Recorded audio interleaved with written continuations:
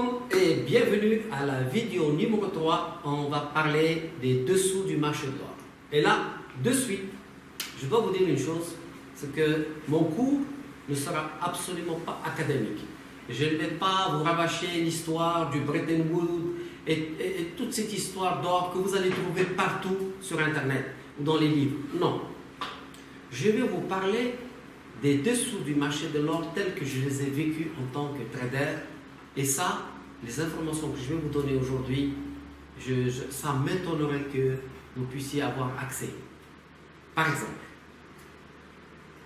savez-vous que dans l'histoire, à un moment, les autorités américaines ont proposé aux banques centrales de leur donner 1% contre leur or. Donc, les banques centrales ont envoyé leur or donc, dans ces pays-là. Et on était content parce qu'à l'époque, l'or ne rapportait rien. Donc, quand une banque, le premier ordre leur dit « Donnez-moi votre or, je vous donne 1% par an », les banques centrales n'ont pas hésité une seconde. Lorsque cet or est arrivé dans ces pays, aux États-Unis, les Américains l'ont vendu pour acheter des bons de trésor, et parce que ces bons de trésor rapportent beaucoup plus, et aussi pour financer l'économie américaine. Et le véritable but, c'est qu'ils ont pris de l'or qui valait à l'époque 800, et puis en le vendant sur le marché pour convertir en bons de trésor, etc., l'or est descendu de 800, 600, 400, 300 jusqu'à 250. Donc, en même temps, il finançait l'économie du pays, mais surtout, il faisait baisser le coût de l'or pour que lorsqu'une banque centrale demande son or, eh bien, les États-Unis n'auront plus qu'à l'acheter à 250 et donner cet or aux banques centrales. Vous voyez la manœuvre, elle était, disons, de bonne guerre. C'est le business, c'est le plus puissant qui dirige une jungle. C'est jamais le faible qui dirige une jungle. Mais le problème s'est posé lorsque l'or a cassé 1000 $. Parce que là,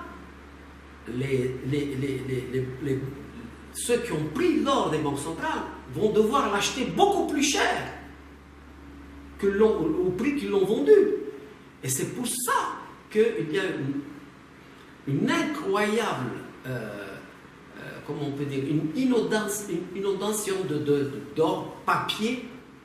Et maintenant, il y a des banques centrales qui se sont rendues compte que c'était dangereux pour elles de laisser leur or là où ils ont confié cet or. Par exemple, le Venezuela a été le premier pays à avoir demandé le rapatriement de son or physique. Ça a créé véritablement une grande histoire, mais il a pu récupérer son or. Et puis ensuite, il y a eu l'Allemagne. Vous savez, l'Allemagne a demandé son or et on lui a demandé d'attendre 5 ans. Vous voyez, de 2014 à 2019, pour pouvoir récupérer la totalité de son or. Vous prêtez de l'argent à quelqu'un, et quand vous lui demandez, quand vous prêtez de l'or à quelqu'un, et quand vous lui demandez de vous rendre votre or, il vous dit attendez s'il vous plaît dans 5 ans. Ensuite, vous avez bien sûr le Pays-Bas. Le Pays-Bas également qui a récupéré son or, et les banques centrales sont en train de récupérer leur or parce qu'ils se rendent compte qu'il va y avoir quelque chose. Aujourd'hui, on a plus de 5 fois d'or papier que d'or physique. Donc il y a beaucoup de banques qui ont fait défaut de livraison. Elles vendent de l'or, mais quand vous leur demandez de vous faire la livraison de l'or, elles disent non, on fait que de l'or papier. Donc, les vrais dessous du marché de l'or, c'est en réalité que le système bancaire entier a joué avec cette histoire d'or papier. Comment? Quand vous achetez une action, la banque doit vous donner cette action, elle vous vire cette action. Mais lorsque vous dites à une banque, je vais acheter 1 tonne d'or, la banque va sourire. Parce que pour elle, c'est de l'argent. Elle va juste écrire que vous avez acheté de l'or.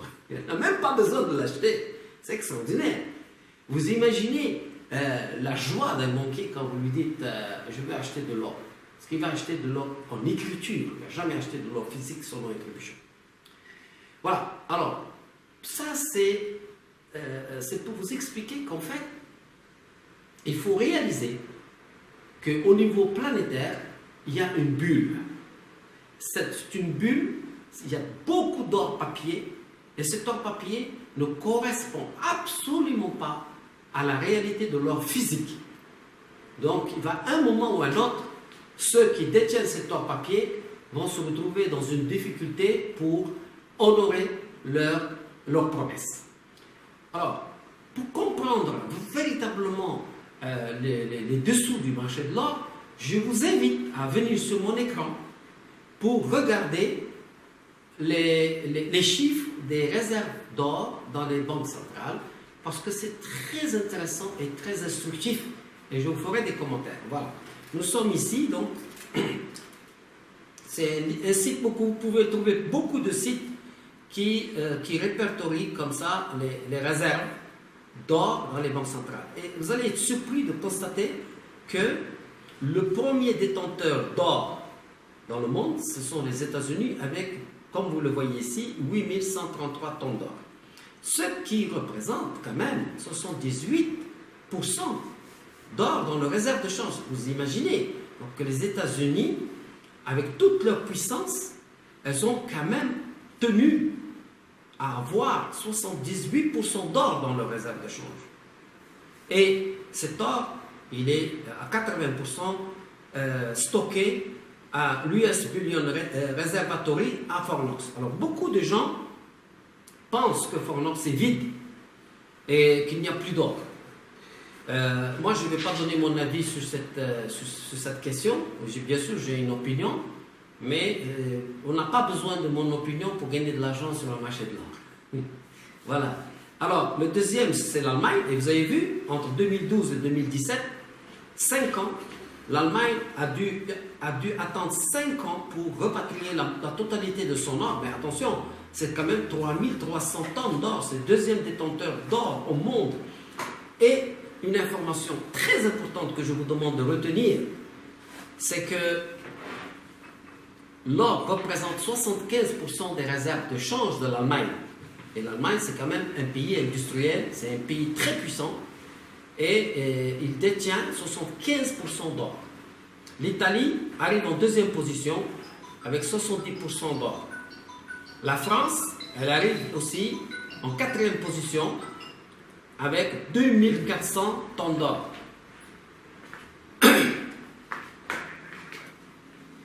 Donc là, je voulais vous montrer aussi la Russie qui commence à se positionner. La Russie n'était pas bien placée. Elle a commencé avec Poutine à acheter de l'or. La Chine également, elle s'est réveillée. La Chine avec 2000 tonnes d'or. Pourtant, avec 2000 tonnes d'or, ça ne représente que 3,4% de ses réserves de change. Donc la Chine a intérêt et voudrait acheter beaucoup plus d'or physique, mais ce n'est pas si simple que ça. Ce n'est pas parce qu'on a des milliards qu'on achète de l'or physique dans le monde. Donc, comme on va le voir juste tout à l'heure. La Suisse également, le Japon. Écoutez, le Japon, il n'a que 3% de réserves d'or dans ses réserves de change.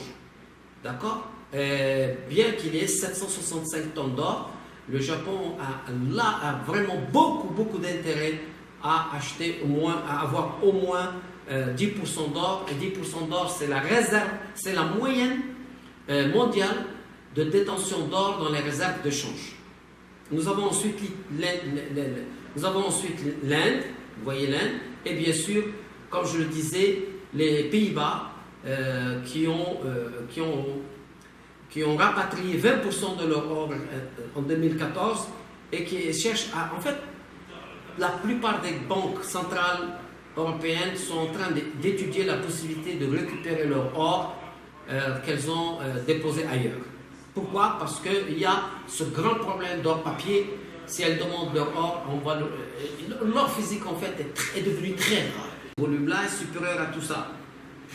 On va quand même le montrer parce que chaque fois je vous montre ça. Pour ceux qui n'ont pas suivi la formation 1, vous voyez ici là pour le moment le marché ici c'est le matin. Il n'y a pas grand chose, ils sont là. Tant qu'il n'y a pas de volume ici, ça ne sert à rien de chercher à trader l'or. Je veux que vous appreniez à trader l'or à partir du moment qu'il y a une accélération sur les volumes. Bon, j'anticipe les cours qui vont venir parce que là, je ne peux pas m'empêcher de vous en parler. L'or, vous commencez à trader l'or lorsqu'il quitte le volume d'accalmie et il accélère au niveau du volume. Il accélère. Et c'est là que vous rentrez. Et là, vous allez attraper, c'est là que vous allez attraper le grand mouvement. Vous n'allez pas pêcher n'importe quand, vous allez pêcher exactement au moment où, ici, on revient sur le graphique, là, ici, là, à ce moment-là, il faut acheter l'or. Donc, on va regarder toujours l'or au niveau du volume et je vous ai mis l'ATR ici parce que l'ATR, vous allez voir une chose, dès que l'ATR commence à monter, il continue à monter. Vous avez remarqué sur l'or, regardez, quand il commence à monter, il va monter. Regardez bien, quand il commence à monter, il monte. Mais en fait, il monte une fois par jour pratiquement. Regardez, une fois par jour, il monte. Mais ça n'a pas de prix de le savoir. Regardez bien ce mouvement-là. Et même quand on a, bien sûr, même quand on a une baisse sur le marché, il va monter. Parce que l'ATR, c'est quoi? C'est l'amplitude de mouvement. D'accord? Donc, cette amplitude, il va vous la donner, on peut dire, une fois par jour. Donc, donnez-moi votre attention.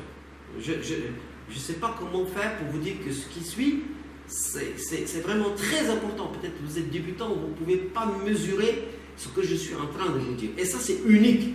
Vous ne le trouverez nulle part sur Internet. Et c'est ça qui fait que c'est une formation qui va vous donner un avantage décisif en tant que trader. Les gens vont être toujours surpris de voir vos résultats quotidiens. Vous allez gagner de l'argent de manière quotidienne et régulière. Je vous rappelle que quand j'ai géré le fonds canadien, pendant 24 mois d'affilée, chaque mois, il y a eu 4% de retour minimum. 4% tous les mois pendant 24 mois. C'est grâce à cette stratégie-là. C'est une stratégie solide. Parce que j'attends le bon mouvement. Quand est-ce que le bon mouvement va commencer?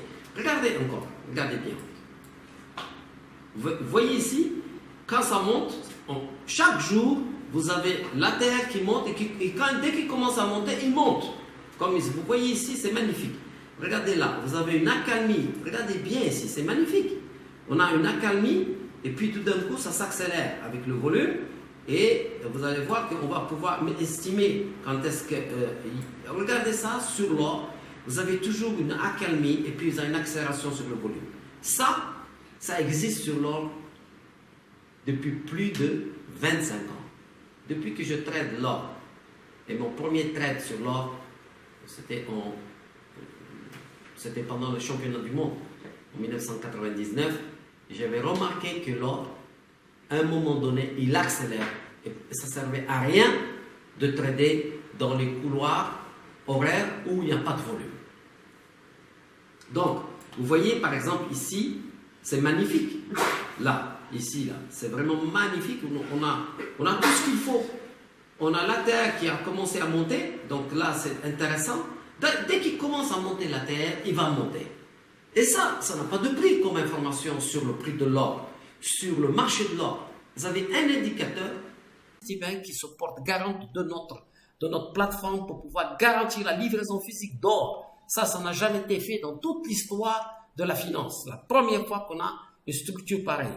Et nous avons Emirates National Bank, c'est la plus importante banque de Dubaï, qui est co-arrangeur et bookrunner, c'est-à-dire que nous avons réussi à fédérer des institutions prestigieuses qui n'ont jamais travaillé ensemble sur un projet commun.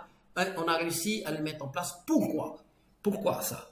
Alors là, je vais vous montrer pourquoi. Je reviens ici sur la documentation. Voici Gold Reserves Cook. Cette plateforme a été, je vous rappelle, primée pendant le World Islamic Forum comme étant vraiment un exemple de l'opération 100% charia. Il n'y a pas de riba dans cette histoire. Et donc, ça, c'est très important. Cette plateforme, voilà, si je vous présente rapidement la brochure de cette plateforme. Donc, voilà ce que j'avais fait. Et ici, on voit quelque chose de très important, c'est que La liquidité dans les assets, c'est-à-dire dans les avoirs. Vous avez dans le small business, après vous avez l'immobilier, le diamant, etc., les matières premières, et on descend, et là vous avez le maximum de liquidité immédiate, c'est sur l'or. Vous voyez, l'or est premier dans la liquidité mondiale. C'est très important parce que les gens croient qu'en achetant de l'or, ils ne sont pas liquides. Or, l'or, tout le monde vous le prend. Et immédiatement, il bénéficie de liquidité immédiate. C'est très puissant d'acheter de l'or. L'or, bon, j'explique ici que l'or, c'est de la monnaie réelle et que celui qui détient de l'or, il détient en réalité une puissance financière. Vous savez que l'or, comme je l'ai dit, c'est la seule devise qu'on ne peut pas imprimer à volonté. Donc, sur les années à venir, c'est l'or qui va rester. Je vais vous montrer ici un graphique extraordinaire. Regardez comment les devises sont en train de perdre depuis 1971. Toutes les devises, les dollars, euros, livres sterling, sont en train de perdre en valeur par rapport à l'or. Vous le voyez, c'est fondamental. Ici, vous voyez, en 1970, vous pouviez acheter avec 1 gramme d'or 5,9 litres de lait. Et en 2010, vous pouvez acheter 56 litres de lait avec 1 gramme d'or. Vous imaginez, c'est fondamental. Je vais vous montrer que lorsque vous achetez de l'or, vous le gardez, vous êtes sûr que sur les années à venir, vous allez pouvoir avoir un grand pouvoir d'achat parce que les autres devises vont baisser. Pourquoi elles vont baisser? Parce qu'on les imprime à volonté. Donc, lorsque vous imprimez à volonté de l'argent, que ce soit de l'euro, que ce soit du dollar, il perd de la valeur. Alors que l'or, on ne l'imprime pas. Donc, ça, je voulais vous montrer ça et je vais avoir le plaisir de vous montrer la vidéo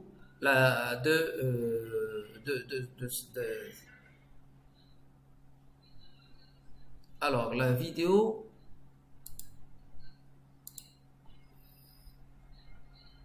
elle est là.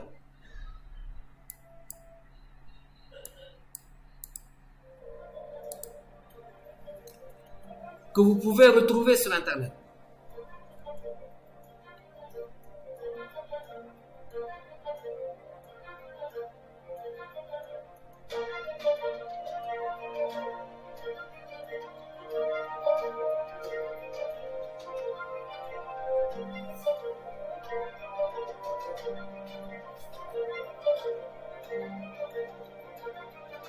هل تعرف ما هذا؟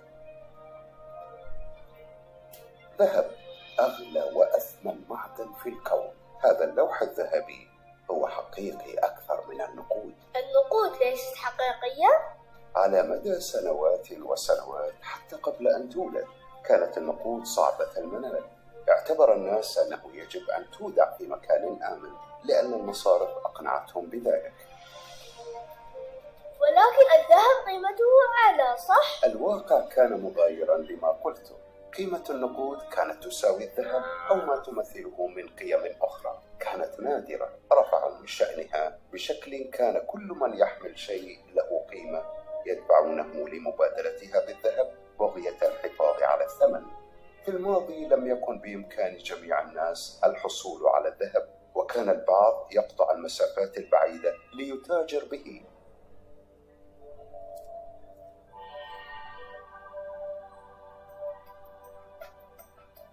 اليوم بات هناك مكان عصري يتيح لأي كان شراء وبيع الذهب بكل بساطة.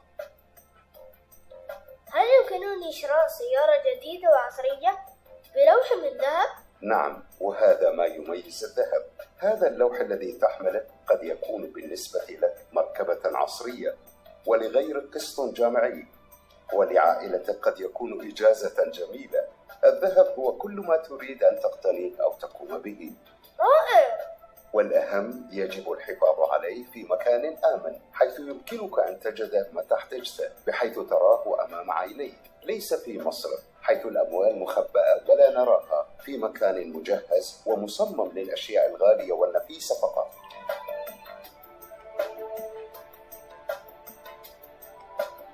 في الأوقات الهادئة التي لا تشهد أي اضطراب يقل اهتمام الناس بالذهب بالرغم من ثباته وموثوقيته، ويماشي التغير المالي. ولكن في الأوقات العصيبة يصبح الذهب عونا وملاذا. عندما تنخفض قيمة كل السلع والمواد يبقى الذهب الشيء الوحيد الذي يرغب الناس في اقتنائه لحماية أنفسهم، وعندما يحتاج الناس بشدة لشيء ما ترتفع الأسعار. فهمت. لو كان لديك ذهب فإن قيمته تعلى بينما تنخفض قيمة باقي الأشياء. ممتاز. ولكن لحظة، هذا اللوح ليس لي، إنه لوالدي. لكنه يمتلكه وهو حقيقي وملموس وقيمته غير مرتبطة بأي شيء آخر، ولهذا قد يصبح لك عندما تكبر. طبعا لو أراد والدك لك. والدي أعطاني هذه القطعة لأن اهتمامه انصب على كيفية تأمين مستقبلي، واليوم أنا أحتفظ به لأولادي مع أمور أخرى اكتسبتها منذ كنت فتى بعمرك.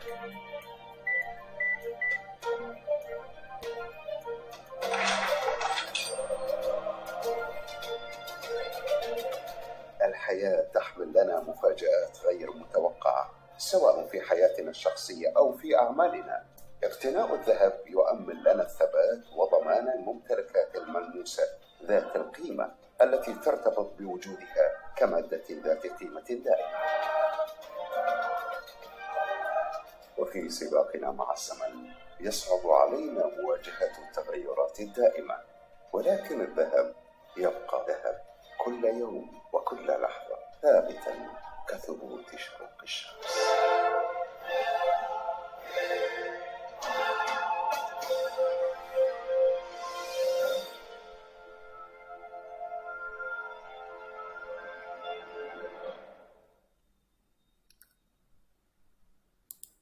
Voilà, donc voilà, je voulais vous montrer cette vidéo et je voulais vous montrer cette structure qui est là, cette structure. Et en fait, l'idée générale, c'est, attendez, je vais revenir sur la formation.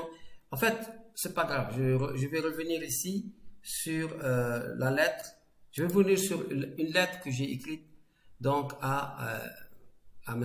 Dominique Strauss-Kahn quand il a été nommé directeur du Fonds monétaire international. Alors, il était à Marrakech pendant le festival de cinéma et je me suis dit je vais en profiter pour lui remettre en main propre donc une lettre. Et je juge que presque 13 ans après, j'aimerais vous lire cette lettre parce que vous allez pouvoir apprendre beaucoup de choses sur le marché de l'or et ça va être la conclusion de cette vidéo 3 sur les dessous du marché de l'or. Alors voilà, monsieur le directeur, je vous remets en main propre cette lettre car vous avez dit hier soir, pour passer une idée importante, il ne faut surtout pas la glisser sous la porte. En tant que gérant d'un fonds or spécialisé dans l'achat et la vente de lingots d'or, je suis soulagé de vous voir prendre la tête de l'institution financière qui possède le plus d'or dans le monde et espérer attirer votre attention sur un phénomène particulier dont vous jugerez par vous-même s'il revêt ou non un caractère flagrant de délit d'initié. Mes conclusions après 10 années d'expérience dans le négoce de l'or: 1. Le cours de l'or est manipulé de manière indiscutable. 2. Ceux qui le manipulent, toujours les mêmes, bénéficient d'une information privilégiée à laquelle nous, le public, on n'a jamais accès. Troisièmement, depuis des décennies, cette manipulation leur permet de s'enrichir facilement tout en freinant la hausse de l'or. Et quatrièmement, cette manipulation dérègle totalement le déroulement naturel du compartiment or dans les réserves de change des banques centrales et par conséquence directe dans les compartiments des devises étrangères. Seul le nouveau FMI peut arrêter cette mascarade et donner une véritable transparence au marché de l'or. Voici comment. Le FMI doit exiger des institutions financières qui empruntent de l'or aux banques centrales d'en publier les détails, montant exact des emprunts, le taux d'emprunt et les échéances. Aujourd'hui, elles se contentent de reporter leurs positions d'achat et de vente physique, mais absolument pas les détails des prêts en or. Et exiger également des banques centrales de reporter ces détails, ce sera une révolution. Pour nous, professionnels privés du métal jaune, ce type d'information vaut largement son pesant d'or. Voilà pourquoi Le cours de l'or est loin d'être déterminé par le rapport offre-demande. Il est à 80% contrôlé par le circuit hermétique des prêts en or. Seules 6 banques internationales se partagent le monopole de ce circuit depuis des années. Entre l'offre et la demande, il y a environ un déficit annuel de 500 tonnes d'or, alors que le business des emprunts en or peut dépasser 4000 tonnes par an. Voici le déroulement d'une bonne affaire d'une des banques internationales. La banque X emprunte à une banque centrale 100 tonnes d'or, à un taux d'intérêt de 1% sur un an par exemple. Puis elle le vend sur le marché pour récupérer du cash qu'elle va placer sur des bons de trésor qui, eux, vont rapporter 5%. Rien à reprocher ici. Seulement, cette banque de Londres, par exemple, qui a une filiale à Dubaï et Tokyo, sait exactement quand et combien d'or elle va mettre sur le marché. Une information précieuse qu'elle seule détient et qui lui permet, à travers les différents marchés internationaux de l'or, de réaliser des profits rapides et faciles. Et cela depuis des décennies. Monsieur le directeur, le marché de l'or est de plus en plus voué à gagner en importance. Une transparence totale quant aux opérations de prêt en or lui donneront l'équilibre dont il a tant besoin. Pour le FMI, le calcul est simple. Cette transparence va laisser l'or monter de manière naturelle pour correspondre aux réalités du marché. Pour chaque dollar de hausse, le FMI réalisera un profit de 110 millions de dollars, puisque détenant environ 110 millions d'onces. Le métal jaune est destiné à atteindre les niveaux de 2000 dollars avant 2011, et j'avais pas tort, le marché m'a donné raison, soit un profit pour le FMI de 1,5 trillion de dollars. De quoi financer tranquillement le développement des pays pauvres sans avoir à forcer la main à certains pays membres. Voilà, c'est une lettre que j'ai écrite le 16 octobre 2007 et je pense qu'elle est aujourd'hui d'actualité. Le marché m'a donné raison. L'or, il est passé de 800 dollars à l'époque à maintenant, on est à presque 2000 dollars. On a touché les 2000 et même en 2011, on a touché 1900 et quelques, on était à 2000. Donc, c'était pour partager avec vous cette lettre, mais également la problématique qu'il y a et l'injustice qu'il y a entre les traders or. Ne croyez pas qu'on a tous les mêmes informations. Pas du tout. Le marché de l'or est un marché hermétique, mais c'est le plus rentable à mon sens. Et j'ai voulu partager avec vous un petit peu ces dessous. Il y a beaucoup de choses à dire sur le marché de l'or. Je vais avoir besoin de beaucoup plus de temps pour tout vous dire sur le marché de l'or. Mais j'essaie de résumer pour que ce soit simple pour vous. Pour que vous compreniez, qu'il y a une bulle sur le marché mondial de l'or. Il y a 90% d'or papier et 10% d'or physique. À un moment donné, ça va exploser. Et comment ça va se convertir sur le marché? Eh bien, l'or va passer de 2000 dollars à 4000 dollars en un temps record. Donc ça va arriver. Je vous le dis, c'est une catapulte comme ça qui tient et puis tout d'un coup, paf, ça part. Donc ça va arriver. Moi, c'est pour ça que je vous propose de vous spécialiser sur l'or et de faire du trading de l'or et de faire des achats or. Parce que le jour où ça arrive, vous multipliez votre mise par 10, par 20, par 30 et ça va durer toute la semaine. Toute la semaine, si vous êtes dans le coup, vous allez vous enrichir cette semaine-là. Voilà. Donc, ça peut vous sembler bizarre que je sois si sûr de moi sur cette histoire d'or, etc. Mais vous savez, j'ai baigné dans le marché de l'or. J'ai vraiment baigné dans le dessous du marché de l'or. J'ai dû voir pratiquement toutes les banques d'or en Suisse pour faire ce projet que j'ai fait. Je suis même allé au Luxembourg, à Monaco. Je sais ce qui se passe sur le marché de l'or. Il y a des banques qui ont de l'or hors bilan. Il y a des banques, il y a de tout. Et ce qu'il faut retenir, c'est que l'or n'a aucune possibilité de baisser. C'est fini. L'or ne peut que monter, faire peur, mais juste faire peur pour descendre. Mais l'or est voué à monter, monter et monter. Et vous allez apprendre à tirer profit de cette hausse probable et très fortement probable qui va s'annoncer, Inch'Allah, sur les prochaines années. Nous, on n'y peut rien.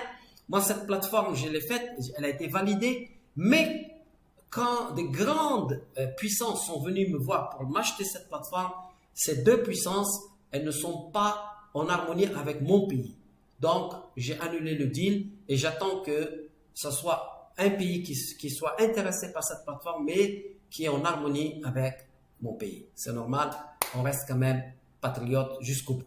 Voilà, donc c'était un petit rappel, un petit peu, enfin je vous ai donné un peu une idée de ce qui se cache dans le marché de l'or. Et bien sûr, petit à petit, je vais vous confier d'autres informations pour que vous puissiez digérer tranquillement, parce que cette troisième vidéo, il y a quand même beaucoup de choses à considérer. Voilà, donc merci pour votre attention et à très bientôt.